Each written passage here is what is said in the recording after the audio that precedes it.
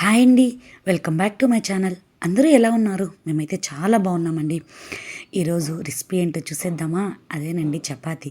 చపాతీ అందరూ చేసేదే కదా, దీనిలో కొత్తగా ఏముంది అనుకుంటున్నారా? అదేనండి, నేను రాగి పిండితో చపాతీ చేయబోతున్నాను. అసలు ఇదంటే చాలా అంటే చాలా హెల్దీ.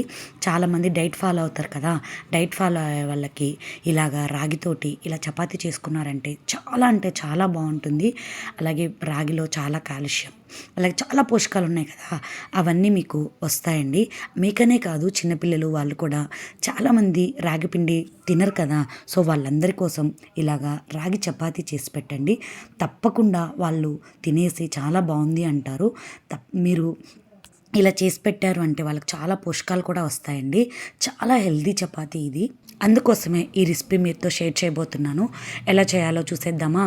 1 కప్పు రాగి పిండికి 1½ కప్ కానీ 2 కప్స్ కానీ గోధుమ పిండి తీసుకోండి. గోధుమ పిండి ఇదేంటి, మీరు ఇంత గోధుమ పిండి చెప్తున్నారు కదా, దీనిలో రాగి ఉంటుంది, కానీ 1 కప్పు రాగితోటి మీకు చాలా హెల్దీ ఉంటుందండి. అది మీ కప్స్కి తగ్గట్టుగా తీసుకోండి. మీరు ఒకవేళ 1 కప్పు తీసుకున్నారనుకోండి, 1 కప్ అయినా తీసుకోవచ్చు, కానీ ఎక్కువ రాగి టేస్టే రాకుండా వాళ్ళకి చపాతీలాగా ఉండడానికి నేను ఇట్లా చెప్తున్నానండి. సో ఇట్లా తిన్నా కానీ రాగి వల్ల చాలా హెల్త్ బెనిఫిట్స్ ఉంటాయి కదా, సో అందుకోసమని 2 కప్పుల గోధుమ పిండికి 1 కప్పు రాగి పిండి తీసుకొని ఇలా ముద్దలాగా చపాతీ పిండిని ఎలా అయితే కలుపుతామో అట్లాగే కొద్దిగా ఉప్పు, వాటర్ పోసి కొద్దిగా ఆయిల్ వేసుకోండి.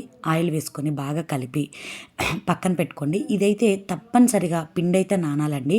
అట్లీస్ట్ ఒక 1/2 అవర్ కానీ, లేదంటే ఒక అట్లీస్ట్ 15 మినిట్స్ అయినా నానపెట్టి పక్కన పెట్టాలండి కలిపి. అప్పుడు మాత్రమే ఈ చపాతీ చాలా సాఫ్ట్గా, చాలా అంటే చాలా టేస్టీగా వస్తుంది.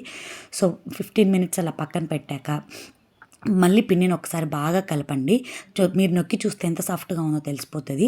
ఆ తర్వాత ఒక ముద్దను తీసుకొని బాగా చపాతీలాగా చేసేసుకొని ఫస్ట్ ఆయిల్ రాయకుండా బాగా కాల్చుకున్నాక కొద్దిగా లైట్గా 2 పక్కల కొద్దిగా ఆయిల్ రాసుకుంటూ కాల్చుకోవడమే.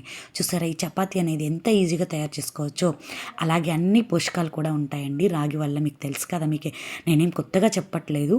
ఇట్లాగా రాగి చపాతీ చేసి పెట్టారు అంటే పిల్లల నుంచి పెద్దవాళ్ళ వరకు తింటారు, చాలా హెల్తీగా కూడా ఉంటారు.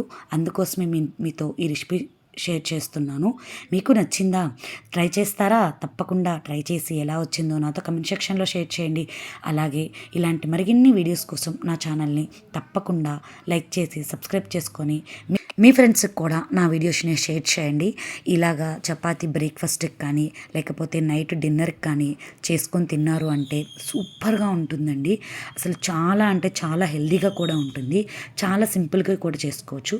అలాగే మీకు కొద్దిగా కావాలంటే షుగర్ కూడా యాడ్ చేయండి, చాలా సూపర్ టేస్టీగా ఉంటుంది. ఇలాగ పప్పులో వేసుకొని చపాతీ తిన్నారు అంటే సూపర్ టేస్టీగా ఉంటుంది.